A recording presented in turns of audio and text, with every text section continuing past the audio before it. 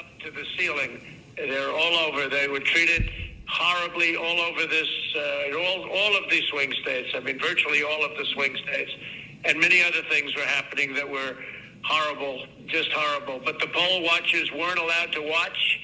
They were, in many cases, whisked out of the room, not only into pens that were 20, 30, 40, 60, 100 feet away, where you couldn't even see. They were using binoculars. People are reporting that they had to use binoculars, and that didn't work. If you were a Republican poll watcher, you were treated like a dog. And the Democrats had no problem, but they were rough. They were literally pushed out, and it was rough tactics. This is what happened here. This is not the United States of America, what happened, and I think everybody knows that. That's why you're there, and that's why you're so vehement about it. We have many cases of people walking in. A woman, an elderly woman, walks in looking forward to voting November 3rd and says, "Oh, good, where would I go about voting? I'm sorry, you've already voted. Your ballot is in." I said, "No, I didn't vote.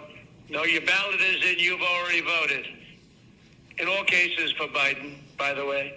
She said, no, I want to vote. Nope, your ballot is in. And then they give her a provisional ballot to sign, which goes nowhere. It's a disgrace that this is happening to our country. We won this election by a lot. We got 74 million votes. And if you would have said 74 million votes the day before the election, every single professional in the business would have said there's no way of beating that. We got 11 million votes more than we had 4 years before in 2016. And we got many votes more than Ronald Reagan had when he won 49 states. And nobody would have said we even had a chance of losing. And all you had to do is take a look at the numbers at 10 o'clock in the evening when everybody thought the election was virtually over. And then very weird things happened. But they're not weird to professionals, and they're not weird to Dominion and other people that operate machines, and they're not weird to the people that handle the ballots where they were flooding the market. People were getting 2 and 3 and 4 ballots in their home. People that were dead were signing up for ballots. Not only were they coming in and putting in a ballot, but dead people were requesting ballots, and they were dead for years, and they were requesting ballots. And the whole world is watching us. The whole world is watching the United States of America, and we can't let them get away with it. And we have judges that are afraid to make a decision. We have judges that don't want to do the same thing. A very good lawyer said, "Well, sir, I mean, that's a big statement for a judge to overthrow an election." I said, "Really? If he got hundreds of thousands of votes more than he was entitled to get through all of the things that I'm listening to right now, and you're just covering a few of them, we have hundreds and hundreds of affidavits of stories that are even worse than the stories I'm hearing.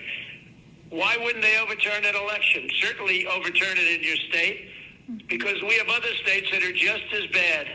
If you look at Michigan with Detroit, you look at the things that happened in Detroit, where you have a voter, but you have more votes than you have voters.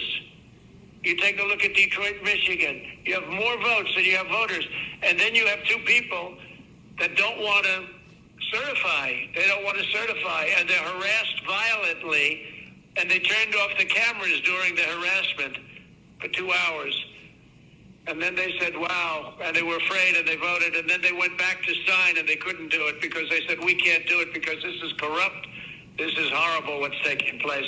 Think of it, more votes than you have voters. But that was the least of it. They have things that were as bad as that.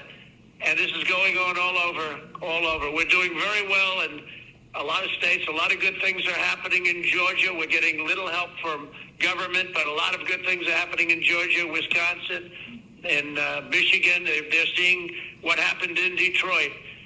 And we sure are looking at what's happening in Pennsylvania and Philadelphia. What happened in Philadelphia, they keep the poll watchers not only in pens, but they keep them out of the building. And the only reason they got back into the building was they got a court order. And then the definition of back into the building was very far away where they couldn't see anything. And they talk about closed circuit television, except you couldn't see it. because the picture was so unclear, you didn't even know what they were doing. They could have been playing a baseball game. So it's a very sad thing for our country to have this. And they have to turn over the results. It would be easy for me to say, oh, let's worry about 4 years from now. No, this election was lost by the Democrats. They cheated. It was a fraudulent election. They flooded the market. They defrauded everybody on ballots. And I just want to thank everybody for being there. You're doing a tremendous service. This is a very important moment in the history of our country. And you're doing a tremendous service to our country. And don't worry about bravery, because the people that talk the most, they're not the ones you have to worry about. And these are all talkers. They intimidate. But these are not people that you're going to ultimately have to. They push you around. They pushed our poll workers out. Our poll watchers were pushed out of the building. Okay, some got back in, they were put in the pens. But these are not people. Don't be intimidated by these people. But they're bad people. They're horrible people. And they're people that don't love our country. So we don't have to worry about 4 years right now. We have to worry about what happened on November 3rd and previous to November 3rd. And by the way, after November 3rd, when people put votes in and they put them in illegally, they put them in after the polls closed. And one of our great Supreme Court justices made mention of that. And I can't imagine that any justice or anybody looking at it could be thrilled when they vote after the election is over. So I want to thank everybody very much for being there. I want to thank the state Senate, respected people, tremendous people, and you're doing a tremendous service for our country. And if something was done wrong, if this election was won fraudulently, and that's what happened, it was a fraud. And we're talking about, very importantly, many more ballots, many more votes than the number we need. In other words, if we needed 50,000 votes, we're not talking about we found 9 dead people that voted. Of course, there were many more than that, many numbers that nobody even believes. No, we're talking about numbers that are far in excess of the 50,000, far in excess of another state where we lost by 10,000. And they went absolutely wild because we got far more votes than they thought possible. And they've just stepped on the gas, and they got caught.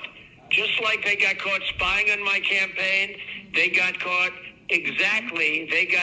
doing this. So I really appreciate it, and the country appreciates it, and we have to turn the election over because there's no doubt we have all the evidence, we have all the affidavits, we have everything. All we need is to have some judge listen to it properly without having a political opinion or having another kind of a problem, because we have everything. And by the way, the evidence is pouring in now as we speak. And I want to thank Rudy Giuliani for having the courage to do this, because there are other lawyers that backed down because they were being screamed at. Rudy is the greatest mayor in the history of New York, and there's a reason. He's got great courage, and he doesn't care. He wants to do what's right. And I told him the other day, Rudy, you were the greatest mayor in the history of New York, and you see what happened to New York without Rudy. You were the greatest mayor, but this is more important. What you're doing now is far more important than being a great mayor of the city of New York and being its greatest mayor by far. By the way, by far. This is going to be your crowning achievement because you're saving our country. Thank you all very much. Thank you.